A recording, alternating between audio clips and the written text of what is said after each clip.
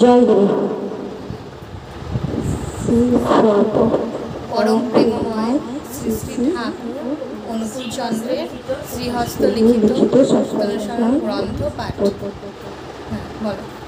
জগতের মানুষ মৃত কিছু দুঃখ পায়, আর অধিকাংশই কামিনী কাঞ্চনে অশক্তি থেকে আসে ও দুঃখ থেকে যত দূরে সরে থাকা যায় ততই মঙ্গল। ভগবান শ্রী শ্রী রামকৃষ্ণদেব সবাইকে বিশেষ করে বলেছেন, কামিনী কাঞ্চন থেকে তফাৎ তফাৎ খুব তফাৎ খা। ঠাকুর অনুকূলচন্দ্র নারীনীতি থেকে পাঠ করছি। বিবাহে বহন ক্ষমতা। প্রকৃষ্ট রূপে বহন করাকেই বিবাহ বলে।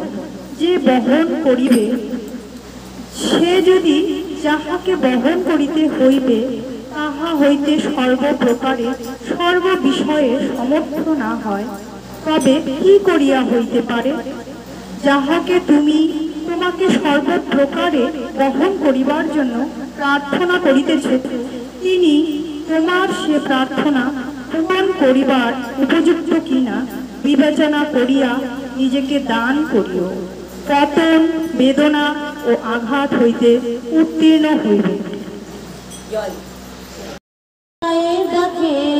বিশ্ব জগৎ জাগে আমার বড় মায়ের ডাকে, বিশ্ব জগৎ জাগে তোমার কৃপায় নেই গো তুলনা। মা লক্ষ্মী মা জগৎ জননী বড় মা, মা লক্ষ্মী মা জগৎ জননী বড় মা। আমার বড় মায়ের ডাকে বিশ্ব জগৎ জাগে, আমার বড় মায়ের ডাকে বিশ্ব জগৎ জাগে তোমার কৃপায় নেই গো তুলনা। মা লক্ষ্মী মা জগৎ জননী বড় মা, মা লক্ষ্মী মা জগৎ জননী বড় মা।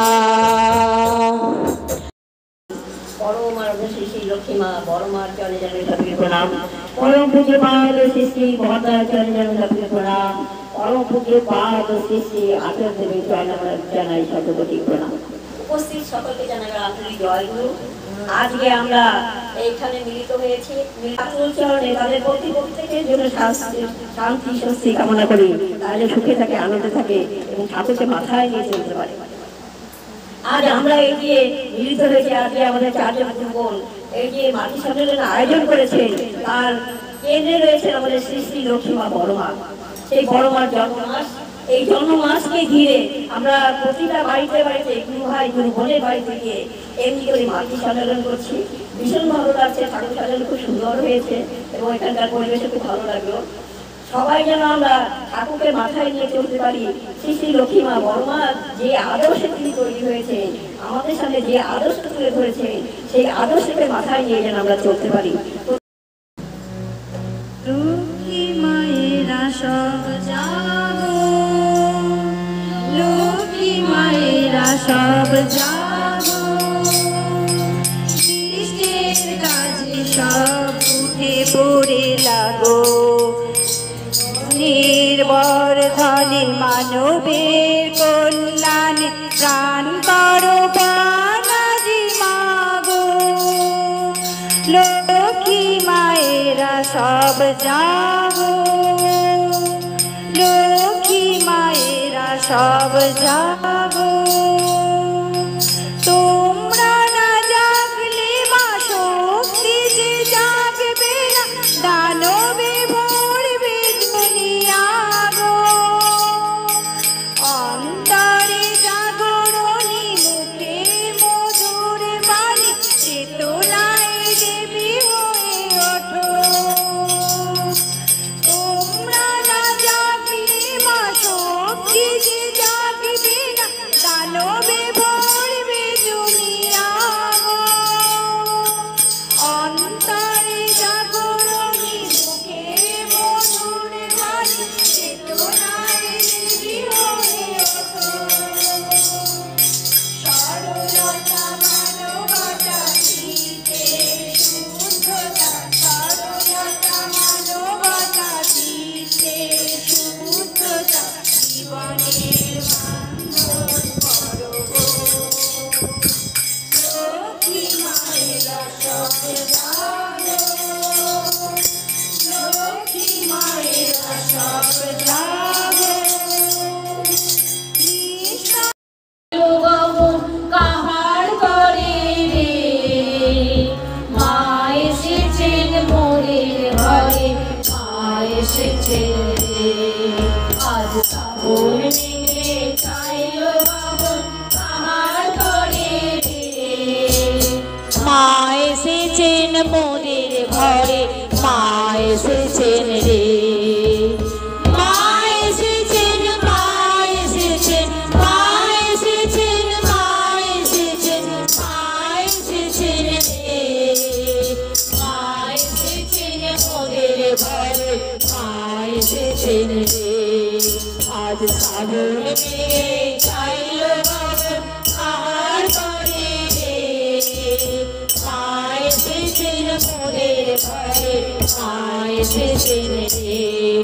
ওই মাতাল হাওয়া করছে মোর কুসুম সুগন্ধে, সেই তো মায়ের রক্তরাঙা চরণ পূজাতে। ওই মাতাল হাওয়া করছে মোর কুসুম সুগন্ধে, সেই তো মায়ের রক্তরাঙা চরণ পূজাতে। ওই ছল ছড়িয়ে নদীর জলে, ছল ছড়িয়ে নদীর জলে, ঢেউ জেগেছে রে বিপুল তরঙ্গে। আজ মেঘের ছায়ায় নদীর মায়ায় পরাণ ভরায় রে অরূপী হঙ্গে। মা এসেছেন, মা এসেছেন, মা এসেছেন, মা এসেছেন, মা এসেছেন রে। মা এসেছেন মোদের ঘরে, মা এসেছেন রে। আজ শ্রাবণ মেঘে ছাইল বাবন, কাহার করে রে, মা এসেছেন মোদের ঘরে, মা এসেছেন রে। আজ বিশ্ব সাজে নবীন সাজে করতে বরণ রে জগৎ মাতাকে। আমাদের লক্ষ্মী মায়েরা নারীরা জেগে উঠেছে। তা না হলে এমন বৃষ্টি আসছে, তাকে মানে অবহেলা করে এত কঠিন রোগ, যেখানে মানুষ বেরোতে পারে না, ঘরে চুপচাপ বসে থাকে, সেই সব কিছুকে অবহেলা করে মায়েরা এইভাবে সুন্দরভাবে ছুটে ছুটে আসছে সেই ঠাকুরের নাম গান করবার জন্য। সত্যি আমাদের আমাদের দেশের মায়েরা জেগে উঠেছে। শুধু আমরা জলপাইগুড়ি নিয়ে শুধু করছি তা নয় তো, দিকে দিকে তার এই নাম বার্তা, এই তার মাতৃ সম্মেলন দিকে দিকে ছড়িয়ে পড়ছে, দেশে বিদেশে সর্বত্রই হচ্ছে। আমরা ভাবি যে আমরা জলপাইগুড়ি সাধারণ জায়গায় বাস করি, তাই বোঝা তা কিন্তু না। শিলিগুড়ি, কলকাতা, এমনকি মানে মানে যেখানে মুসলমান কান্ট্রি, যেখানে হিন্দুদের কোনো দামই নেই, সেখানেও কিন্তু আমাদের মাতৃ সম্মেলন হয়ে যাচ্ছে, শ্রী ঠাকুরের উৎসব অনুষ্ঠান হয়ে যাচ্ছে। এটা দুবাইতে, আরবে এসব কিন্তু হয়ে যাচ্ছে। তাহলে আমার সর্বোচ্চ আমাদের দুবাই বোন আছেন এবং মায়েরা সত্যি জেগে উঠেছেন। এখন জগৎ লক্ষ্মীর কথা করিব বর্ণন, শোনো শোনো তোমরা, শোনো শোনো তোমরা, শোনো দিয়া মন। জগৎ লক্ষ্মীর কথা আজ করিব বর্ণন, শোনো শোনো তোমরা, সত্য যুগে নারায়ণী হয়ে ধরণী, সৃষ্টি রক্ষা করতে তুমি লক্ষ্মী নারায়ণী। শোনো শোনো তোমরা, সত্য যুগে নারায়ণী হয়ে ধরণী, সৃষ্টি রক্ষা করতে তুমি লক্ষ্মী নারায়ণী। শোনো শোনো তোমরা, ত্রেতা যুগে সীতা রূপে আসিয়া ধরায়, সতী রাখিলে মাঘ অগ্নি পরীক্ষায়। শোনো শোনো তোমরা, ত্রেতা যুগে সীতা রূপে আসিয়া ধরায়, সতীত্ব রাখিলে মাঘ অগ্নি পরীক্ষায়। শোনো শোনো তোমরা, শোনো শোনো তোমরা, শোনো দিয়া মন, জগৎ লক্ষ্মীর কথা আজ করিব বর্ণন। শোনো শোনো তোমরা। আরো কাছে ময় কারো কাছে आगे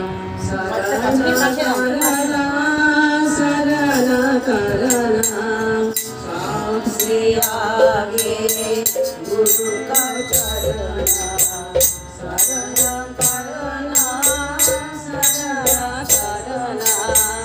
हिया को बीच में गुरु को चरणा, हिया को बीच में गुरु को चरणा। ध्यान करना ध्यान करना, सबसे आगे गुरु को चरणा, शरण करना शरण करना। दिल को सच्चा रखो हमेशा, दिल को सच्चा रखो हमेशा। प्रेम भक्ति से पूजन करना, प्रेम भक्ति से पूजन करना। सबसे आगे गुरु को चरणा, शरण करना शरण करना। तप मिले गुरु को भेदा, तप मिले गुरु को भेदा। ज्ञान भक्ति से पूजन करना, ज्ञान भक्ति से साधन करना। सबसे आगे गुरु को चरणा, शरण करना शरण करना। सबसे आगे गुरु को चरणा, शरण करना शरण करना। सबसे आगे जिया परम दयारा आया रे, प्रिय परम दयारा। आज जगमग दुनिया सारा, आज जगमग दुनिया सारा। हर जीवन प्रकाशित करने आया रे, प्रिय परम दयारा। आया रे प्रिय परम दयारा, आया रे प्रिय परम दयारा। पार करके हर शोक तपन को, जीवन में हर इस दहन को। पार करके हर देहोक तपन को, जीवन में हर देश दहन को। निश्चित निर्मल किया निरंतर, निश्चित निर्मल किया निरंतर। हृदय विहारी ने तमस विदारा, हृदय ने तमस विदारा। हृदय बिहारी ने तमस विदारा, हृदय बिहारी ने तमस विदारा। कण कण में अब जीव जगत करतारा। आया रे प्रिय परम दयारा, आया रे प्रिय परम दयारा। जय गुरु। ओ मन गुरु भजोरे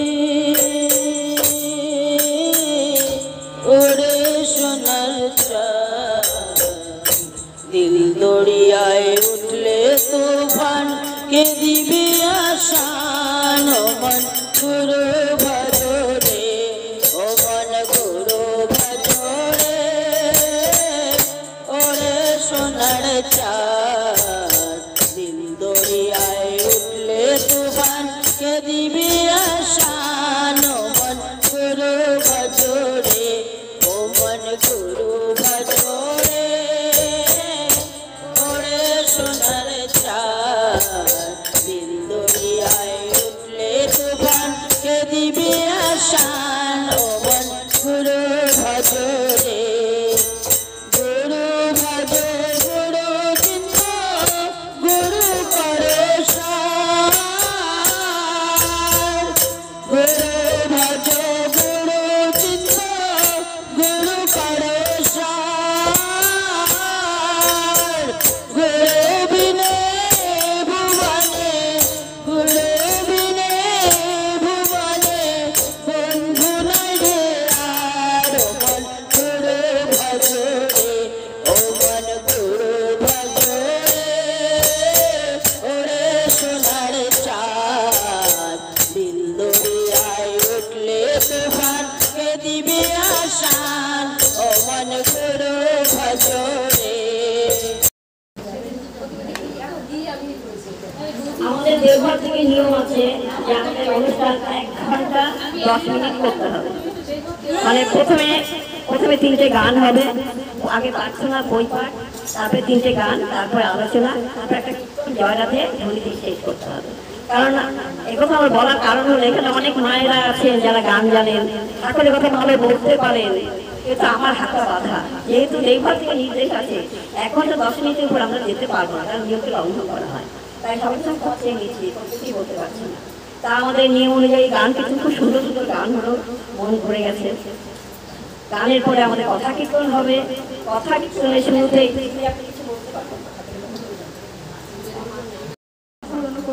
অনুকূল চন্দ্রের শ্রীচরণের শতকোটি প্রণাম জানিয়ে আমি কিছু আমি অতটা অভিজ্ঞ নই, আমি যেটুকু বলছি সংক্ষেপে বলছি। আমার মানে এই ঘরে ঢোকার গৃহপ্রবেশের পরেই মানে খুব ইচ্ছে ছিল। তো যাই হোক, আমি পুজোর গৃহপ্রবেশ করে ঢুকিনি। আমি এই 2024 সাল থেকে আছি, বেশি দিন হচ্ছে না। তো ঠাকুরের সৎসঙ্গ রাখবো মনে করছিলাম, তো হচ্ছে না, যে কোনো কারণে হচ্ছে না। তো আমাদের হেড ক্লার্ক, মানে আমাদের ফরেস্ট ডিপার্টমেন্টের যিনি হেড ক্লার্ক, ওই দাদা সুবোধদাই বললেন যে এখন শ্রাবণ মাস চলছে, তুই তোর বাড়িতে এটা করতে পারিস। তো আমার যে সহকর্মী অনিতাদি এবং সুনমুন, ওরা বললো তাহলে আমরাও করব, একসঙ্গেই করি। তো সবাই মিলে একটু দেবীদিও সঙ্গে ছিল। দেবীদি, আমি, অনিতাদি আর সুনমুন 4 জন মিলে এই মাতৃ সম্মেলনের একটু আয়োজন করেছি। তো যাই হোক, আমার খুব ভালো লাগলো যে সব মায়েরা এসে একসঙ্গে মিলিত হলাম পরমাধ্যা বড় মার মাতৃ সম্মেলনে। যাই হোক, বেশি কিছু বলতে পারবো না, মানে অল্প একটু বলছি। আমি প্রথম তো দীক্ষা নিয়ে অত কিছু করিনি। যাই হোক, আমি বদ্রির বাড়িতে নিয়েছি, অনেকদিন হয়ে আছে। তারপর বদ্রির কথাতে আর কি, তারপর আস্তে আস্তে যখন ঠাকুরের নাম নেওয়া শুরু করলাম, প্রার্থনা শুরু করছি, তারপর আমার অনেক ভালো হয়েছে, অনেক উন্নতিও হয়েছে।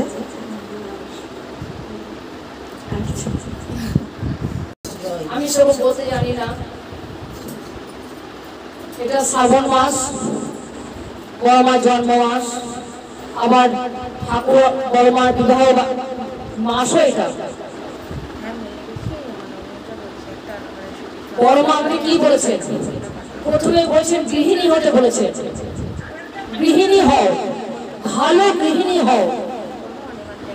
স্বামী, শ্বশুর, শাশুড়ি, দেওর, ননদ, ভাসুর সবাইকে নিয়ে সুন্দর করে সংসার করতে বলেছেন। এটা শিখিয়েছেন আমাদের, তিনি করে করিয়ে আমাদের শিখিয়েছেন।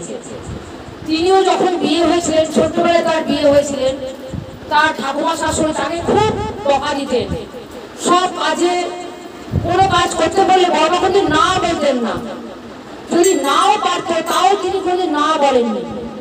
একটা ঘটনা বলি, তার শ্বশুর একবার বলছে, বড়মাকে জিজ্ঞেস করছে যে তুমি তালের রস জাল দিতে পারো, ক্ষীর বানাতে পারো? বড়মা বলছে হ্যাঁ পারি। তখন বড়মা জানতেন না কিভাবে তালের ক্ষীর বানাতে হয়। তিনি কি করেছেন, সব গোটা গোটা তালগুলোকে ছাড়িয়ে জলের মধ্যে মিশিয়ে জাল দিয়েছেন, চিনি দুধ দিয়ে জাল দিয়েছেন। যখন খেতে দিয়েছেন থালার মধ্যে, ওই এক একটা তালের সেই বিচিগুলো, সব জাল দেওয়া বিচিগুলো ওই থালার মধ্যে ঢেলে দিয়েছে। তখন শ্বশুর বুঝতে পারলেন যে বৌমা জানে না এটা করতে, তাও তিনি কোনদিন না বলেননি। আমাদের শিখিয়েছেন কোনো কাজে না বলতে নেই, যেইভাবে পারো চেষ্টা করো, কাউকে দেখে অপরকে দেখে চেষ্টা করে তারপরে তুমি সেটা করার চেষ্টা করো, কিন্তু না বলো না। বড়মা অনেক কষ্ট করছেন ছোটবেলায়, সে অনেক থালা, মনে করেন সকালবেলা থালা বাসন মেজে রেখে দিতেন। একজন পাশের একজন মানে বড়মাকে ওই ভালো বলার সময় বলতো, ভালো বলতো বলে তার ভিতরে একটা হিংসা সৃষ্টি হতো। সে কি করতেন, সব থালা বাসনগুলোর মধ্যে এঁঠো লাগিয়ে রেখে দিত। তখন আবার শাশুড়ি এসে দেখলো যে থালা বাসনের মধ্যে এঁঠো লাগানো, আবার বকা দেওয়া শুরু করলো। ওটা খুব মানে আনন্দ চোখে দেখতেন সে পাশের বাড়ি। তাও কোনোদিন বড়মা বলেননি যে আমি এই কাজটা করিনি, কোনদিন বলেনি, বা কারোর সঙ্গে ঝগড়া করেনি, কিচ্ছু করেনি। মুখ বুঝে সেই সব সহ্য করে গেছেন শ্বশুর বাড়িতে। যত মানে তাকে বিরোধী কথাই করতো, কিন্তু তিনি মুখ বুঝে সহ্য করে যেতেন। তার কাপড় জামা না থাকলেও তিনি কোনদিন মুখে প্রকাশ করতেন না যে আমার এটা নেই। সে ছেঁড়া শাড়িটাই সে সেলাই করে পড়তেন। এত কষ্ট করেছে সে জীবনে। আমাদেরও শিখিয়েছে এইভাবে শ্বশুর বাড়িতে, সবার শ্বশুর বাড়ি তো বিশাল বড় হয় না, সবসময় বড়লোক হয় না, অনেক শ্বশুর বাড়ি গরিবও হয়। সেখানেও শিখিয়েছে কিভাবে সব গরিবের সঙ্গে মানিয়ে নিয়ে চলতে হবে, সেটা শিখিয়ে গেছেন বড়মা আমাদের। আমাদের মনে হয় বড়মার কথা মতোই চলা উচিত। আর স্বামী সেবা করতে বলেছে, স্বামী সবাইকে স্বামীকে দেবতার মতো চোখে দেখতে বলেছে। আমরা এখনকার যুগে কি ভাবি, স্বামীকে বন্ধু হিসেবে চিন্তা করি, কিন্তু বড়মা বলে গেছেন না, স্বামী বন্ধু নয়, তার সঙ্গে গল্প গুজব করতে পারে, তাকে দেবতার চোখে দেখো। এই কথা আমাদের শিখিয়েছে। একদিন ঠাকুরের একটা মানে নিন্দা বড়মার কাছে করেছে, বড়মা তার সঙ্গে কথাই বলেননি একদম, এত মানে তিনি খেপে গেছে। মানে ঠাকুর নিন্দাও তিনি সহ্য করতে পারতেন না, কোনো সময় না, যেহেতু তিনি দেবতা, পরম দেবতা, নররূপী নারায়ণ। আমাদের বড়মাকে অনুসরণ করে চলাটাই উচিত আমাদের। আর বড়মা তো লক্ষ্মী মাতা, জগৎ জননী, কিন্তু লক্ষ্মী সবার ঘরে ঘরে আমরা তার লক্ষ্মী পূজা করি। সে বড়মা আজকের হয়ে ওঠেননি, তিনি অনেক ধৈর্য সহ্য করে সংসার জীবন অনেক কষ্ট করে তিনি আজ এই বড়মা জায়গাটা স্থান আমরা দখল করেছে। ওরকম সহ্য শক্তি মনে আমাদের নেই। আর তার একটা সাহসিকতা গল্প করি। তিনি একদিন রাত্রে রান্না করছেন রান্নাঘরে, তখন পাবনা জেলায় মানে রান্নাঘরটা ভাঙা, বেড়াটা ভাঙা ছিল। তখন সেই বেড়ার ফাঁক রান্না করতে করতে বড়মা হঠাৎ দেখছে বেড়ার ফাঁক দিয়ে একটা বাঘ এসে উঁকি মেরেছে। তখন বড়মা ওইটুকু বয়সে সে বুদ্ধি খাটিয়ে জলন্ত একটা অগ্নিশিখা সেই উনানের ভিতর থেকে বার করে সেই বাঘের মুখে ধরেছে, আর সঙ্গে সঙ্গে ভয়ে পালিয়েছে। তাহলে দেখেন ওইটুকু বয়সে তার কত বুদ্ধি ছিল, তার কিভাবে বাঘটাকে তাড়িয়ে দিল। কাউকে ডাকাটাকি করলো না, কিচ্ছু করলো না, সে নিজেই বুদ্ধি খাটিয়ে সেই বাঘটাকে তাড়িয়ে দিল। তাহলে আমাদের এই দিকেও শিক্ষা করা উচিত যে কিভাবে সংসার করতে হয়, কিভাবে সংসার জগতে চলতে হয়, এটা আমাদের বড়মাকে দেখেই শিক্ষা লাভ করতে হবে। আর একজন বড়মা কাছে তখন দেওঘর এসে গেছেন, পাবনা থেকে দেওঘর এসে গেছে। এক মা থাকতেন বড়মার কাছে, সেই মা মানে মনে মনে ভাবছেন, প্রকাশ করেননি কোনদিন, মনে মনে ভাবছেন।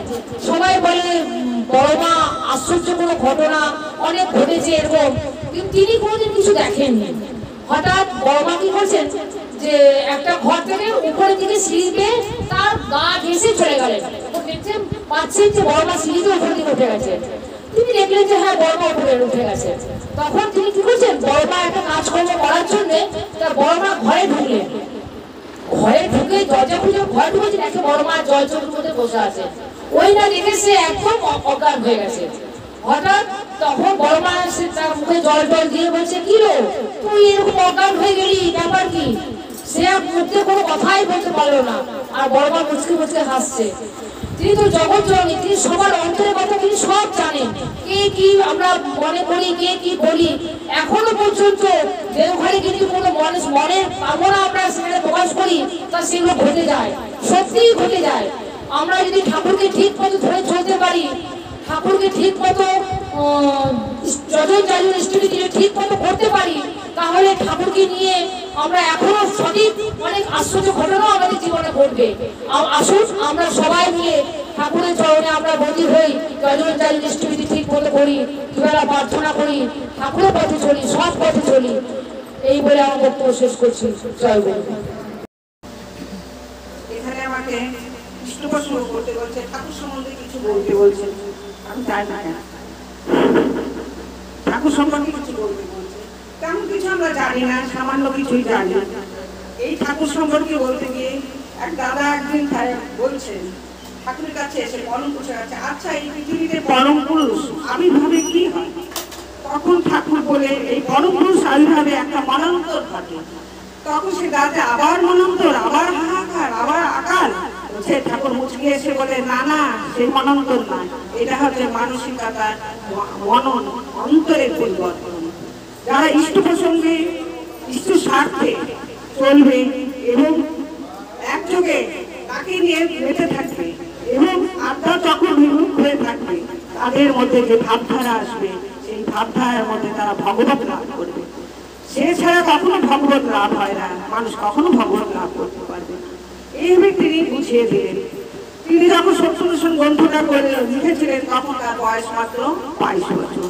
ঠাকুর সেই সত্যদর্শন গ্রন্থটা পাবনা জেলার থেকে শ্রী ঠাকুর রবীন্দ্রনাথের কাছে পাঠালেন। এক দাদাকে, এটা বিহারিষ্য তার কাছে। রবীন্দ্রনাথ ঠাকুর তখন একটু অসুস্থই ছিলেন। দাদা সে বইটি বললেন, আমাকে ঠাকুর পাঠিয়েছেন, এই বইটি আপনাকে দেখতে। ঠাকুর তার প্রথম কথাতেই খুলে দেখলেন, সত্যি যুদ্ধ কারণ, সর্বপ্রথম দুর্বলতার বিরুদ্ধে যুদ্ধ কারণ, এইটা লাইনটা তিনি পড়লেন। পড়ে বললেন, যখন তিনি এই বইটি লিখেছিলেন তখন তার বয়স কত? সেই দাদাকে আগে 22 বছর। আমার গুলাম করলেন, পড়ে বললেন, আগে যখন তিনি লিখেছিলেন তখন তার বয়স কত? বললাম 22 বছর। আবার জিজ্ঞাসা করলেন, আবার একটু পরে জিজ্ঞাসা, তখন তার বয়স কত? বলল 22 বছর। এই যে তিনবার তিনি পরপর করে বললেন যে তিনি যা লিখে দিয়েছেন তার প্রথম পাতাতে মানুষের চলন, বলন, শক্তি, পাঠন, সমস্ত কিছু তিনি প্রথম পাতাতে সমস্ত মানুষের জগতের কাছে দিয়ে গেছেন। আর কিছু জানার দরকার নেই। আর এই যে আমি তিনবার তোমাকে পরপর জিজ্ঞাসা করলাম তখন তার বয়স কত, তার কারণ হচ্ছে আমি তখন মিলিয়ে নিলাম রামকৃষ্ণদেব যখন দেহ রাখলেন তখনই ঠাকুরের আবির্ভাব, তাই আমি মিলিয়ে নিলাম। তখন তুমি বলে বিয়ে করলেন, চলে যেতে হতে পারেন। তুমি পৌঁছেতে আমার সেই কথাগুলো আপনার কাছে জানা। এই যে ঠাকুর সবার মধ্যে একটা বই, সামান্য একটা বই, ছোট ছোট কয়েকটা পাতা বই, এই বইয়ের মধ্যে তিনি তার সর্বস্ব তিনি দিয়ে গেলেন। আমরা প্রতি মুহূর্তে যদি এই বইটা পড়ি, প্রতিটা পাতাকে ফলো করি এবং সেটা মানেটা আমাদের বুঝতে হবে কি বলতে চাইছেন। সেই বোঝাটা যখন আমাদের মনের মধ্যে অন্তরে চলে আসবে তখন আমরা বুঝতে পারবো এটা করলে এটা হবে, এটা করলে এটা। অনেক সময় দেখা যায় আমাদের নানা সমস্যা হচ্ছে, মন ভালো লাগছে না, তখন হঠাৎ করে বইটা খুলে যে কোনো পাতাটা যেখানে দেখা যাবে সেটার সাথে আমার জীবনের সব কিছু মিলে যাবে। এইভাবে তিনি আমাদের কাছে ছড়িয়ে দিয়েছিলেন সব কিছু। ঠাকুর একবার অনেক মায়েদের নিয়ে বসেছিলেন, বসে বললেন, আচ্ছা বল দেখিনি সুষুম খাদ্য কোনটি, সুষুম আহার কোনটি? মায়েরা তখন একযোগে বললেন, ওই তো নিরামিষ, কাঁচা কলা, পেঁপে, কচু সমস্ত বললেন। ঠাকুর চুপ করে থাকলেন, কিছুক্ষণ পরে বললেন, ঠাকুর আপনি বলেন, আমরা বলতে পারছি না। তখন ঠাকুর বলল, সুষম খাদ্য মুচকি এসে বলেন, আমি যা বলবো তা বুঝবি নি, আমি যা বলবো তোদের কি শুনতে ভালো লাগবে? বললেন সুষম খাবার হচ্ছে আমাদের খিদা। খিদা যখন আসে আমরা তখন কি খাই? খিদার সময় আমরা গোগ্রাসে খাই, শরীরে তৃপ্তি। এই খাদ্যটা আমাদের কি শরীরকে বাঁচার জন্য, ক্রিয়ের জন্য, আদেশের জন্য, শক্তির জন্য, চলনের জন্য আমাদের খাদ্যটা দরকার। সেটা তখন কি খাবার হবে কি না হবে আমরা বুঝবো না। এইভাবে আমাদেরকে শক্তি প্রদান করলেন শরীরের মধ্যে। এইভাবে তিনি আমাদেরকে চলার পথ দেখান। তারপর তিনি অনেক জায়গায় বললেন, এই মানুষবিহীন আমি চলবে, তোরা না থাকলে আমার চলবে না, আমি না থাকলে তোদের চলবে না। তাই তিনি তখন বলতেন যে আমি কেমন কালে থাকি, তোদের মাল ভূগোলে কালিয়ে নিতে, কারণ আমি চাই মানুষগুলোকে। মানুষবিহীন আমি নয়, আমি বিহীন মানুষ নয়। তাই ঠাকুর সবার মধ্যে এই যে বড় মা, তার কথা একটু বলতে হয়। বড় মা তিনি তো জানেন সবাই বাকসিদ্ধা নারী, যে যখন তিনি যা ভাবছেন তার মনের অন্তরে তখন সেটাই হচ্ছে। বড় মা যখন খুব ছোট ছিলেন তখন একবার কাল ভাদ্র মাসে কালের বড়া হবে, মন্ত্রী বলেন তুমি কালের বড়া করতে পারো? হ্যাঁ। বড় মা তো কোনোটাতেই না বলবে না, পৃথিবীর কোনো কিছুতে সবটাতেই হ্যাঁ হ্যাঁ পারি। তখন সেই কালের বিচিগুলা দিয়ে একবার রস করে সবার পাতে পাতে দিল, আর সবাই মিল করে হাসতে, এই যেখানে কালের বড়া দেখবে কালের বিচি।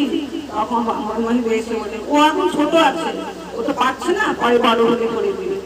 এই যে শিখিয়ে দিলেন, ও কিন্তু না করলো না, বড় মা কিন্তু না করলো না আমি পারি না, শাশুড়িকেও অপমানিত করলেন না, কিন্তু তিনি ইয়ে হলেন। অনেক সময় বড় মা এই যে অসুস্থ থাকলেও ঠাকুরের তিনি রান্নাটা ঠিক করতেন। যদি না থাকতেন তিনি সামনে কাউকে যে দেখে দেন ঠাকুরের ভোগটা, তিনি কারো হাতে দিতেন না। একবার বড় মা চান করতে গেছেন বাথরুমে, ঠাকুর 10টা টাকা দিয়ে চারুকে বলে, চারু তোদের বড় মা কোথায়? বললো ওই যে বাথরুমে চান করছে। বলে 10টা টাকা তার হাতে দিয়ে আয়। তখন বলছে দাঁড়ান, স্নান করতে গেছে তো, বার হোক তারপরে দেবো। তখন আবার পাঠান, কষ্ট হয়েছে না ঠাকুরের, আবার পাঠান। তখন ঠাকুর বড় মা মাথায় গামছা বেঁধে স্নান করে বার হচ্ছে, 10টা টাকাটা হাতে দিয়ে ফিরে আসেন। তখন ঠাকুর বলছে, কি বললো রে বড় বউ, কি বললো 10টা টাকা নিয়ে? বড় মা টাকাটা নিয়ে হাসলেন, একটু অজয় গায়ে এসে বললেন, বড় বউ হাসলেন, আপনার টাকা দেবে। ঠাকুর কি খুশি হলেন। এই যে তাদের অন্তরঙ্গ ভালোবাসা সামান্য, এখন কি 10 টাকা দিয়ে আমরা খুশি হবো? কেউ খুশি হবে না, কিন্তু তখনই সেই সময় তখন তিনি খুশি। ঠাকুর সামান্য একটু বড় বউয়ের কাছে দিলে তিনি খুশি। একবার ঠাকুর খেতে বসতেন, হাতের মধ্যে কাপড়, কিন্তু ঠাকুর কিছু বলেননি। বড় মা দূর থেকে আড়াল করে দেখলেন, সেই কাপড়টা দুটো দাঁতের মধ্যে খিচখিচ করে উঠলো। তিনি তখন পরের দিন চাল বাঁচতে বসলেন। বড় বউ তুমি চাল বাঁচছো কেন? যে কালকে তোমার ভাতে যে কাপড় পড়েছিল আর সেটা দেখেছি, তাই চালটা পরিষ্কার করে রাখছি। বলছে কই আমি তো তোমাকে কিছু বলিনি। বলে সব কিছু কি বলতে হয়? এভাবে আমাদের চালটা নিয়ে দেয়। তাই এই যে ঠাকুরের প্রতি যত্ন, সে কোনটা তার লাগবে, কোনটা সুবিধা কোনটা অসুবিধা, কোনটা সে ভালো লাগে, কোনটা খেতে ভালোবাসে। কখনো চান করতে যাওয়ার আগে ঠাকুর বলে, বড় বাবু আজকে মেনুতে কি আছে? বড় মা হয়তো বললেন চচ্চড়ি আছে, ডাল আছে, পনির, ছানার ডালনা আছে। তখন তো পনির হতো না, ছানাটাই হতো। বিভিন্ন রান্নাগুলো তিনি বলতেন। তাই ঠাকুর খুশি হয়ে চান করতে যেত। একবার বড় মার খুব অসুস্থ হয়েছিলেন, ব্যথা, শরীরে বাতের ব্যথা। বড় মা কাঁদছেন বিশ্রায় বসে বসে, ঠাকুর পেছন দিকে এসে দেখলেন, দেখে মনটা খুব পূর্ণ হলো। বড় বউ আমার জন্য এত করছে, আমি তার জন্য কিছু করতে পারলাম না। আসলে বাতের ব্যথাটা তো নেওয়া যাবে না। এইভাবে ঠাকুর কি করলেন, মন খারাপ হয়ে ঘরের মধ্যে বসে রাখলেন। বড় মা এখানে বসে আছেন যন্ত্রণায়, ব্যথায়। তাই এই যে বড় মা শুধু আমাদের না, পাড়াপড়শি লোকজন, আত্মীয় স্বজন যত লোক আসবে সব বড় মার কাছে যাও। বড় মা কিভাবে করবে? ঘরে চাল নাই, ডাল নাই, তেল নাই, নুন নাই, কিন্তু তিনি মালক কিভাবে সে ভান্ডার করে দিবেন একমাত্র তিনি জানেন। তাই তিনি যে একজন লক্ষ্মী নারায়ণ, নারায়ণী কিভাবে সমস্ত জগৎটাকে তুলে ধরবেন তিনি একমাত্র জানেন। খাদ্যগুণের মধ্যে তিনি বেছে বেছে কার আজকে পেট খারাপ, কার কাউকে পেট ব্যথা, কার বমি হয়েছে দেখে দেখে দেখে খাদ্য তৈরি করি। যে এই আহারগুলো তারা যদি ঠিক মতন সময় পায়, তাহলে তাদের শরীরটা ভালো থাকবে। কখনো কখনো বড় মা সেই কান্দুরি পাতা দিয়ে, কাঁচা কলা দিয়ে, পেঁপে দিয়ে ঝোল করে দিতেন। কখনো কখনো অন্য কিছু করে দিতেন, পাতলা ঝোল। এভাবে সকলের শরীর ঠিকঠাক রাখতেন। এইভাবে তিনি জগৎ গল্পে সবাইকে সুস্থ সবল করে তুলতেন। বিশেষ কিছু আর বলবো না, আরো মায়েরা আছে তারাও বলবে, আমি সময়টা তো নেবো না। কালকের একটা কথা আমি একটুখানি শেয়ার করছি। কালকে যে সৎসঙ্গে গিয়েছিলাম, একটি দাদা সেই কথাটা বললেন। দুজন দাদা এবং মা দুজনই প্রফেসর কলেজে। তাদের 28 বছর জীবনে সারাদিন ঝগড়া হতো। তাদের কোনো সময় বাড়িতে ঢুকলেই তাদের ঝগড়া, অথচ তাদের ছেলে পেলে সংসার কিচ্ছু নেই। তারা বাইরে ভালো থাকতো, যেই ঘরে ঢুকতো তখনই লড়াই হতো। তখন তারা ঠিক করলো আমরা তাহলে ডিভোর্স করে দিই। তাহলে ডিভোর্স করতে গেলে কোথায় যেতে হবে? ঠাকুর বাড়ি যেতে হবে। তখন তো আচার্যদের ভান্ডেই বাবাই আছে, বলেন চলে ওনার কাছে গিয়ে আমরা ডিভোর্সটা নিয়ে আসি। আচার্যদের বসেছিলেন, তারা গিয়ে বললেন দাদা আমাদের বমি বলা হয় না, আমরা ডিভোর্স করবো। আচার্য এসে বললেন দুটো কাগজে সই করলেই তো হয়ে যায়, আমার কাছে আসার কি দরকার আছে? বলছে না, তাও অন্তিম মুহূর্তে আপনি যদি কিছু বলেন। তখন দাদা বললেন আমি যা বলবো তা করতে পারবে? মাটি বললো হ্যাঁ পারবো। মাটা একটা সালোয়ার কামিজ পরে গেছিল, বলে তোমার গলার ওড়নাটা খুলে দাদার গলায় দিয়ে দাও আর ষষ্ঠাঙ্গে তাকে প্রণাম করো। সেই মাটি তার গলায় দিল, ষষ্ঠাঙ্গে প্রণাম করলেন। তখন ওই দাদার দুহাত তুলে কি আনন্দে নেচে উঠলেন। আমি এইটাই চেয়েছি, ও একটু সাধারণ আমাকে ভালোবাসবে, আর তো আমি কিছু চাই না।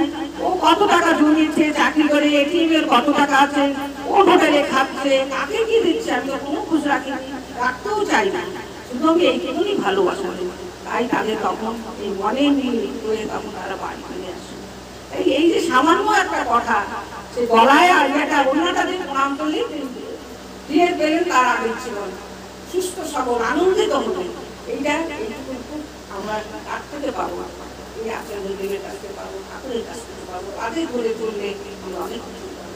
তাই আর এখানে বসে সকলকে আমি জয়গুরু জানাই। সবাই সুস্থ থাকেন, যে বাড়ি মায়ের কাছে আসছে আমরা সে মায়েরও যেন সুস্থ সকল পরিবার নিয়ে থাকেন বলে জয়গুরু দিয়ে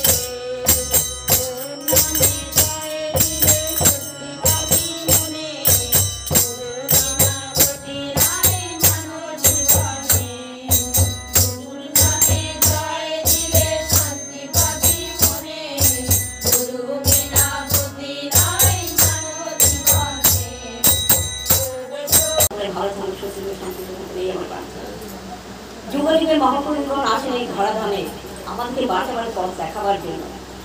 গীতায় আছে ধর্মের গ্লানি যখনই নেমে আসে তখন ভগবানকে এই ধরাধামে আসতে হয়। তেমনি করে শ্রী রামকৃষ্ণদেব এসেছিলেন, তার অল্প কিছু পরেই আমাদের শ্রী শ্রী ঠাকুর অনুকূল রইলেন। আপনার গাড়িতে শুনলেন যে মা শারদা দেবীকে বললেন যে তুমি তোমার শাখা লোয়া ভাঙবে না, আমি তো আবার আসছি। আবার তিনি কিছুদিন পরে আসলেন আমাদের পাবনা জেলার হিমায়তপুরে, তিনি জন্মগ্রহণ করলেন। শ্রী শ্রী ঠাকুর কীর্তন খুব ভালোবাসতেন, মানে কীর্তনে তিনি মাতোয়ারা হয়ে গেছেন। তিনি কীর্তন করছেন, কীর্তন করতে করতে কীর্তন কিশোরী মোহন দাস আছে, অনন্ত মহারাজ আছে, তার ভক্তজনদের নিয়ে তিনি কীর্তন করছেন। কীর্তন করে তিনি ফিরে আসছেন তার বাড়িতে। তখন কিশোরী মোহন দাস পেছনে শ্রী শ্রী ঠাকুর আগে আগে যাচ্ছেন। কিশোরী মোহন দাস মনে মনে ভাবছেন, আচ্ছা আমি যার সঙ্গে এত মেলামেশা করছি, ঘোরাফেরা করছি, তিনি সত্যি ভগবান, তিনি কি সত্যি অন্তর্যামী? তার মনের মধ্যে দ্বন্দ্ব চলছে, আমাদের মধ্যে দ্বন্দ্ব এখনো চলে। সেই একথা তিনি ভাবছেন। ভাবতে ভাবতে তিনি একথা ভাবলেন যে শ্রী ঠাকুর যদি অবতার হয়ে থাকেন, সত্যি যদি তিনি অন্তর্যামী হয়ে থাকেন, তবে এই পৌষ মাসের এই ঠান্ডা পদ্মা নদীর জলে তিনি ডুব দিয়ে উঠবেন, এখনই তিনি ডুব দেবেন। শ্রী ঠাকুর একটু আগিয়ে গেলেন, গিয়ে বলছেন কিশোরী, আমার মনে হচ্ছে আমার পায়ে নোংরা লাগছে, আমার পায়ে একটু নোংরা কাদা কাদা লাগছে, নোংরা কিছু লাগছে, আমি পদ্মা থেকে স্নান করে আসি। মোহন দাস হ্যাঁ বললেন, আচ্ছা ঠাকুর নামবেন, ডুব দিয়ে উঠে আসেন। ওই ঠান্ডা শীতের মধ্যে পদ্মা নদীর জল কখনই ঠান্ডা। রাত্রি যখন 12টা-1টা বাজে, আবার কিছুদিন যাওয়ার পরে ওই সংশয় তার মন থেকে কিছুতেই যাচ্ছে না। তিনি আবার ভাবছেন, এটা কিন্তু তার ভাবনা তিনি মুখে বলছেন না, যে ঠাকুর মনে হয় এটা হয়তো কোনো কারণে ঠাকুর ডুব দিয়ে উঠেন। আবার যদি ঠাকুর এখন এই পদ্মা নদীতে ডুব দিয়ে ওঠেন, তবেই বুঝবো তিনি সত্যিই ভগবান। ঠাকুর আবার বলেন, কিশোরী, আমার মনে হচ্ছে আমার পাটা না ধোয়া হয় না, পাটা পরিষ্কার হয়, আমি আবার ডুব দিয়ে উঠি। হ্যাঁ, আবার ডুব দিয়ে উঠেন। ঠাকুর আবার ডুব দিয়ে উঠেন। কিন্তু এবার ঠিক একই ঘটনা তিনি ভাবছেন, ভাবার সঙ্গে সঙ্গে ঠাকুর বলছে তাহলে আবার ডুব দিয়ে উঠে। যখন তিনি পারে আসবেন, সস্তাকে তিনি পড়ে হাউ হাউ করে কাঁদতে লাগলেন, আমি কাকে পরীক্ষা করছি, আমি কাকে পরীক্ষা করছি, আমার সামনে তো ভগবান চলছে, তিনি তো ঈশ্বর পরম প্রেমময়, তিনি যদি ঈশ্বর না হতেন, আমি তো মনে মনে বলছি, আমার মনের কথা তিনি কি করে জানবেন। আমাদের জীবনে কিন্তু ঠিক একই ঘটনায় ঘটে। যখন বিশেষ করে আমরা বিপদে পড়ি, বসে বসে ঠাকুরের কাছে বলি, ঠাকুর আমি এই বিপদে পড়ছি, আমাকে এই বিপদ থেকে তুমি রক্ষা করো।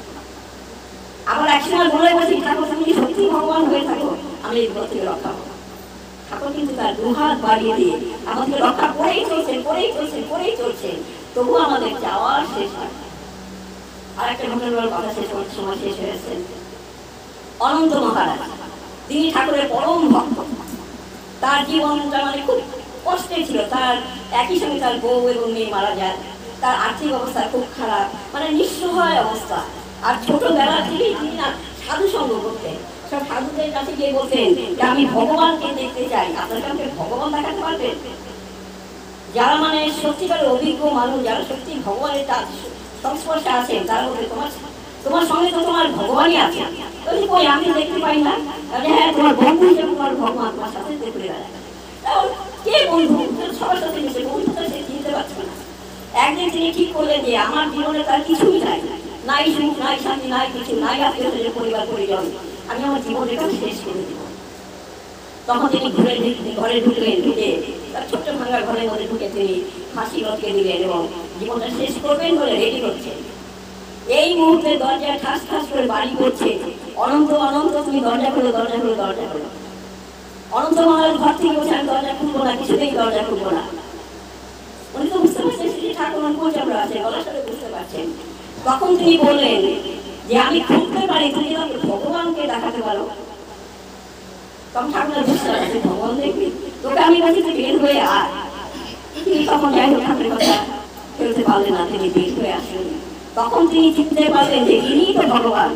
এই যে সাধু সঙ্গ যে আমাকে বলছে যে তুই তো ভগবানের সাথে ঘুরে বেড়াচ্ছিস, আমি চিনতে পারি, সত্যিকার আমরা ভালো মানুষকে কোনো চিনতে পারি না। তিনি যখন চিনতে পারেন তিনি অযোধ্যায় কাটতে লাগলেন। এমনি করে শ্রী ঠাকুর আমাদের মধ্যে তার ভালোবাসা মিলিয়ে দিলেন। আমাদের সৎসঙ্গ, সৎসঙ্গীরা এই ভালোবাসার কাঙ্গা। আমরা সত্যিকারই কারোর সঙ্গে যদি আমি এখন যেগুলো আপনি এখানে উঠে যান, তাহলে কি হবে, সে ব্যক্তি অনেক কষ্ট পাবে। আর আমি তুমি না এখান থেকে উঠে একটু সরে বসো, তাহলে আমি একই মানুষ দুটো কথা বললাম, বলাটাই হচ্ছে আমাদের আসল ব্যাপার। তা আমাদের সৎসঙ্গীদের শ্রী ঠাকুর দুই হাত ধরা ভালোবাসা নিয়ে আসে, সেই ভালোবাসা আমরা যেন সকলে উঠে উঠে নিতে পারি, আমাদের জীবনকে ভালোবাসার রঙে লাগিয়ে তুলতে পারি। এই কথা আমার কথা এখানেই শেষ করলাম। আপনাদের প্রত্যেকের শান্তি সুস্থি কামনা করি। যারা আগে আয়োজন করেছেন, মায়ের আরাধনায় ব্রতী হয়েছেন, তাদের সঙ্গে সকলে মঙ্গল কামনা করার কথা এখানেই শেষ করি। জয় গুরু।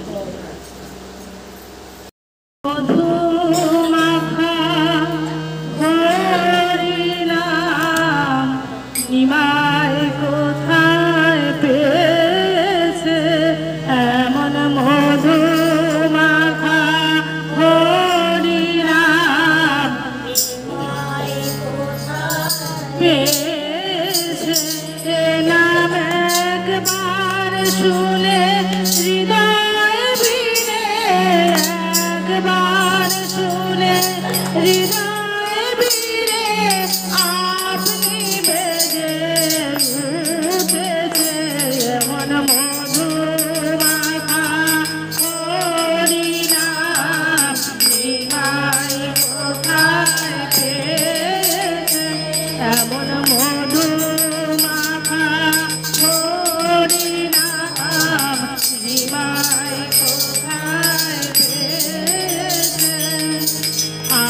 তো কতদিন শুনেছি রাম, আরো তো কতদিন শুনেছি রাম, কখনো তো এমন করেনি পরাণ, আরো তো কতদিন শুনেছি রাম, কখনো তো এমন করেনি পরাণ, কি জানি কি এক নবভাবোদয়, কি জানি কি এক নবভাবোদয়, কি জানি কি এক নবভাবোদয়, হৃদয়ে মাঝারে হতেছে, হৃদয় মাঝারে হতেছে, হৃদয় মাঝারে হতেছে,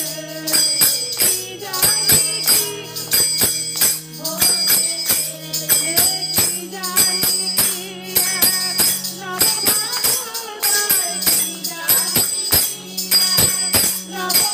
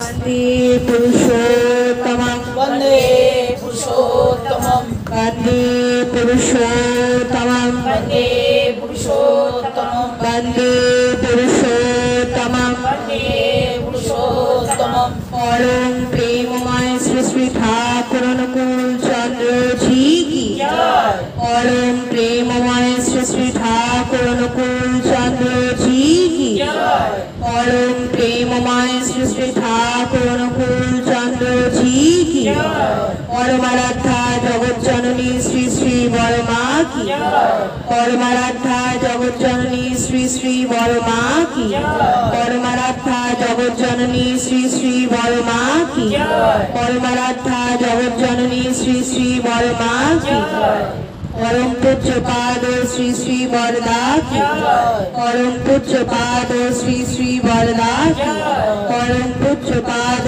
श्री श्री वरदा की परम पूज्य पाद श्री श्री आचार्य देव की परम पूज्य पाद श्री श्री आचार्य देव की परम पूज्य पाद श्री श्री आचार्य देव की सत्संग की सत्संग की सत्संग की मातृ सम्मेलन की मातृ सम्मेलन की मातृ सम्मेलन की वन्दे पुरुषोत्तमं, वन्दे पुरुषोत्तमं, वन्दे आर्य पितृ, वन्दे आर्यपितृ, वन्दे मातृवर्गं, वन्दे मातृवर्गं, वन्दे अहं कृष्णदैवतं, वन्दे अहं विष्णुदेवतं, वन्दे पुरुषोत्तमं, वन्दे वन्दे पुरुषोत्तमं, पुरुषोत्तमं, वन्दे पुरुषोत्तमं, वन्दे पुरुषोत्तमं, वन्दे पुरुषोत्तमं, परम प्रेममय श्री श्री ठाकुर अनुकूल चंद्र जी की जय।